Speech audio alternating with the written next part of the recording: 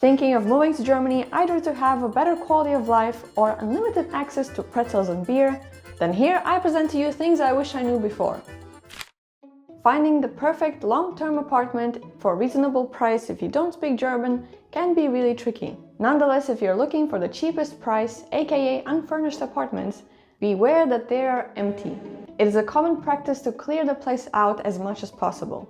No curtains, no shelves, no light fittings, no toilet seats, and most importantly, no kitchen. Wait. What? Did I hear that right? Oh my goodness. Wow. Oh my goodness. I'm trying to digest this information, guys.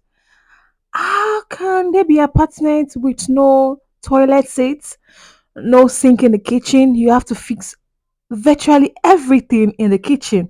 The sink, my goodness. Woo. Hmm? No toilet seat. Is the one that is even, I don't know. I'm confused, guys. Is that how it is done over there? Wow. Woo. Okay.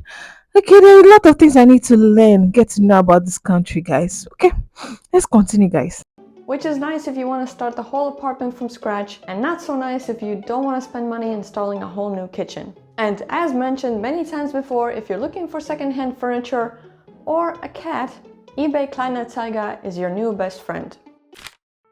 If you're looking for a job in Germany, there are 3 types of employment: full-time, part-time, and mini job.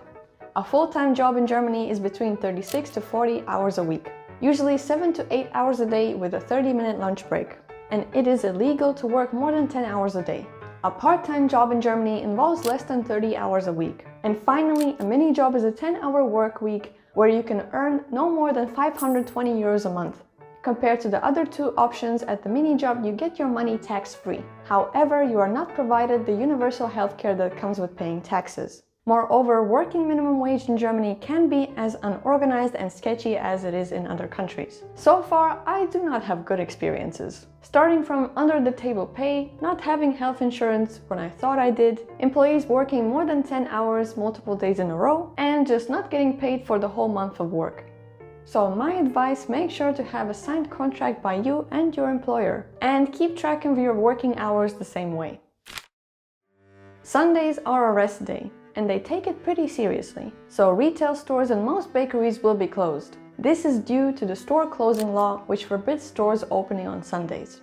Although this partially takes religion into account, as the day honors God, it is also an opportunity to give the workers a break each week, except if you work in a restaurant, cafe, or a gas station. Moreover, it is generally frowned upon to do any noisy housework on Sunday. This includes mowing your lawn or otherwise, you'll get a loud, angry knock at the door or a quiet little fine in the mail. So therefore, Saturdays are full of people doing their weekly shopping. However, not all Sundays are the same. Some Sundays are open. A rare and unusual sight to see shops working on Sunday, making you think twice if it is actually Sunday. And finally, quiet hours are also important to respect. Those are somewhere between 8 p.m. and 7 a.m. from Monday to Saturday, and basically all day on Sunday.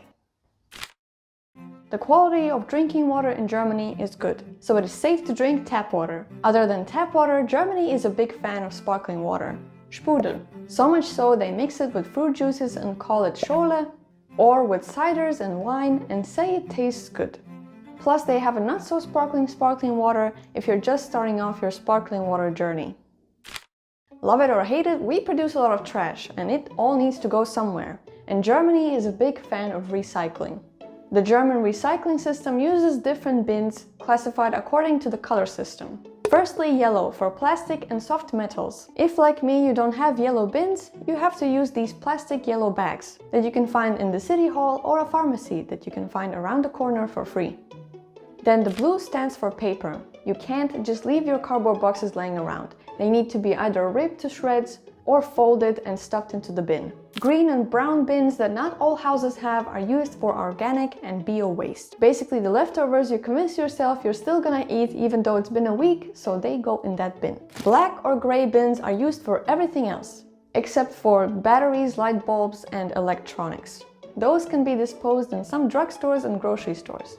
When it comes to glass, like wine bottles, oil bottles, and small jars, Those are thrown away in these bigger containers found somewhere around your neighborhood. And they are also separated by color: brown, white, and green glass. Moreover, when you buy a drink in a glass, plastic bottle, or a can, be aware of the fund. Deposit, you pay extra for the drink. And to confirm it, you can find a little emblem on the back. This deposit can be reclaimed in most grocery stores and used at the cash register. Everybody is throwing around this phrase that cash is king. And yes, I think compared to other countries, Germany is still fond of carrying some cash and coins in their wallet. You can still find some places that accept only cash. And coins are pretty useful if you're planning to use the public bathroom at some point. However, slowly but surely, paying by card is slowly becoming more and more popular. For example, at the Christmas market, it wasn't a problem to pay by card. Plus, somewhat related to the topic but not really, Germany is very slowly incorporating self-checkouts in some grocery stores. Cost of living is reasonable. Although prices are going up gradually, Germany is still one of the most affordable European countries to live in. Of course, it also depends on where you're planning to move, because for example, Munich is considered to be one of the most expensive cities in Germany. And Berlin is having a housing crisis at the moment, so... But I did make a whole video about this topic, so if you'd like to, you can give it a watch and give it a little like while you're at it. If you don't have a car or a driver's license, Germany has plenty of public transportation to choose from. S-Bahn, the fastest form of public transportation. U-Bahn, Germany's version of metro. Buses, usually link more isolated towns and are a second option when the train stops working. Regional trains, there are either Regional Bahn, which has multiple stops, and Regional Express, which is faster and have fewer stops. Although Germans are well known for their punctuality, the same could not be said for trains. In my experience, around 50% of the time, the train will be late or delayed, especially if it's a long trip. In this situation, the DB Navigator app is very useful. If the train has a significant delay, looking for alternative routes is key. Especially if you have a one-way ticket, you're more than allowed to switch routes if the train is not on time. And for frequent travelers, I would suggest subscribing to a bond card that will give you train ticket discounts. Then Germany is ranked among the top 5 bicycle-friendly places in Europe. Some are better than others. Plus, each city, town and state have different laws concerning bicycles, and the laws are strictly enforced. The healthcare system is great. The German government offers free healthcare for all its citizens, which is funded through taxation. Roughly 87% of people in Germany use public health insurance, and it covers almost all medical treatments. The one issue with German healthcare is that you need to find a doctor.